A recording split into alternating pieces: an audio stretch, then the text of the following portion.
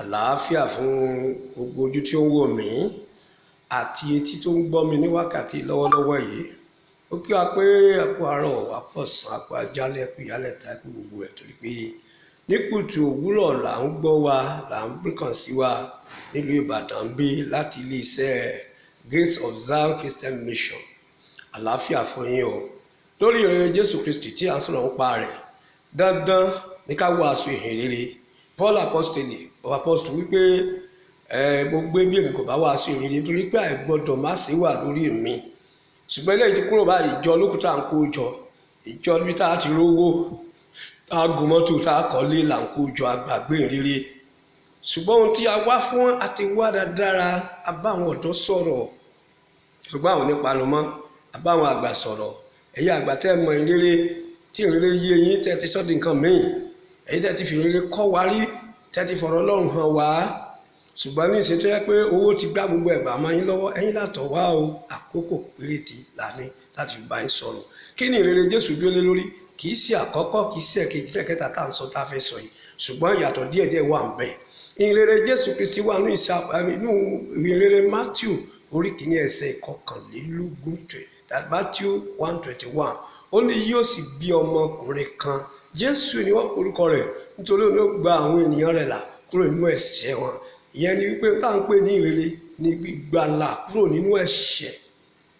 Ṣùgbọ́n ẹja wa síra wa níyè. Ìrere bẹ̀rẹ̀ látọwọ́ Jésù Kristi Olúwa wa nínú májẹ̀mú tuntun yìí. Ó sì fi ìrere kọ́ àwọn ènìyàn. Àwọn ọmọ ẹ̀yìn náà tó wà ń bẹ̀, ó gbé ìrere lé wọn lọ́wọ́. Àwọn ọmọ ẹ̀yìn lẹ́yìn tí wọ́n lọ, wọ́n gbé ìrere lẹ̀ fáwọn èèyàn. Onírúurú ní àwọn ìránṣẹ́ Ọlọ́run tí Ọlọ́run ti lò fún ìrere. Nílùú tá a wà yìí náà, àwọn tá a bá níwájú ìrere ni wọ́n wàásù kí wọ́n tó kọjá lọ. Ṣùgbọ́n lónìí, sí ìrere ni àwa tá a wà ní ìsìn gbà. Ibi tá a lọ gangan nìyẹn. A ti sọ̀rọ̀ nípa bí ìjọ ó ti dìdàkudà nígbà tá à ń gbogbo ẹ̀ pé kọ́ ọ̀dọ́ ni kó máa ṣe. Ọ̀dọ́ tí ò ní Jésù, torí pé ọ̀dọ́ kàwé, àwọn káńsù ìjọ, àwọn tó lówó lọ́wọ́ tàbí tó kàwé, kì í sáwọn tẹ̀ mọ́yàn. Ohun tá à ń sọ gan tá a bá wà ní. Nígbà tí a wo ìhìn rere Jésù, tí Jésù bá wàásù tàbí kọ́ni, ìwàásù ìjọba Ọlọ́run ní gbogbo ìwàásù àtòwe òun ló forí sọ. Lẹ́yìn èyí, ìwàásẹ̀ ìyanu ti wò sàn, ìtúsílẹ̀, láradá àti bẹ́ẹ̀ bẹ́ẹ̀ lọ. Ó sì ń fòye ọ̀rọ̀ ìjọba Ọlọ́run yé wa. Nígbà tí àwọn ọmọ ẹ̀yìn tó gba ẹ̀mí mímọ́ tán, iṣẹ́ kan náà ni wọ́n ṣe.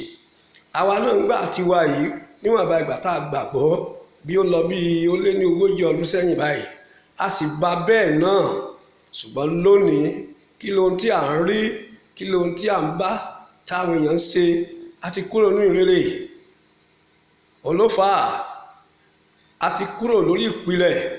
Wọ́n ní a gbé wa kalẹ̀ gẹ́gẹ́ bí ìwé Éfésù orí 2 ẹsẹ̀ 20 lórí ìpìlẹ̀ àwọn àpọ́sítélì àtàwọn wòlíì, nínú tí Jésù fúnra ẹ̀ gan jẹ́ pàtàkì ìgbélé. Ṣùgbọ́n a ti kúrò lórí ìpìlẹ̀ àwọn àpọ́sítélì àtàwọn wòlíì báyìí. Kí dẹ̀ ló fà á? Ọ̀rọ̀ owó, ọ̀rọ̀ ipò, oyè jíjẹ, ìgbéraga, olófà. Ṣé bá a ṣe máa bá lọ ni? Ọ̀run dájú o, ọ̀run àpáàdì sì dájú. Bẹ́ẹ̀ ni, ohun ẹ̀rù sì ni láti ṣubú sí ọwọ́ Ọlọ́run alààyè. Bàbá, ìyá, nínú ìrere, ohun tá à ń wí yé yín kò yé àwọn ọmọ. Tí ò bá yé yín, ǹjẹ́ ẹ jẹ́ mọ ọgbọ́n tẹ̀sù ń ta báyìí? Irú ọ̀rọ̀ tá à ń sọ yìí, Èṣù ti parí àwọn ọ̀dọ́ sí kọ́nà kan pé wọ́n lè rí òríjínà ìrere gbà mọ́. Èṣù ti tilẹ̀kùn mọ́ wọn. Ó ti gbé nǹkan mì síwájú wọn kán máa lé. Ọ̀pọ̀lọpọ̀ náà tá à ń pè lọ́dọ̀ yìí ni ò tiẹ̀ fẹ́ gbọ́ ọ̀rọ̀ àgbà kankan. Mo tiẹ̀ gbọ́ tẹ́nìkan sọ pé àwọn ń ṣe ìpàdé ojúlé kan, àwọn àgbà wọ́n ní olórí wọn bí pásítọ̀ wọn ni ó ti sọ fún ẹ pé ẹ má dúró láàrin àgbàlagbà, ẹ kò sí ní tẹ́lẹ̀ benefit lára àwọn àgbà, kò sí àǹfààní kan tẹ́lẹ̀ nínú ìwàásù àwọn àgbàlagbà. Èṣù ló parí iṣẹ́ lórí yín torí pé ó mọ̀ wípé àwọn bàbá sì ní ìrere lọ́wọ́ tí wọ́n lè fi gbà yín kúrò lọ́wọ́ èṣù ṣùgbọ́n ó sì ta gbogbo ọgbọ́n ẹ̀ láti rí wípé òun mú yín dọ̀run àpáàdì. Kò ní ẹ má porúkọ Jésù, kò ní ẹ má gbàdúrà, kò ní ẹ má ka Bíbélì. Kódà ìwàásù tẹ́ lè wà tí ọkàn yóò fi balẹ̀ pé ẹ̀ ń wàásù láti mú káwọn ẹ̀ máa lọ́run àpáàdì yóò gbélé yín lọ́wọ́. Ẹ máa ṣògo nínú ẹ̀ṣẹ̀, nínú ìṣekúṣe, nínú ìfẹ́kúfẹ̀ẹ́. Tí a bá ti rí àgbánú ìrere mọ́ tá a gbọ́rọ̀ lẹ́nu á ti tàn.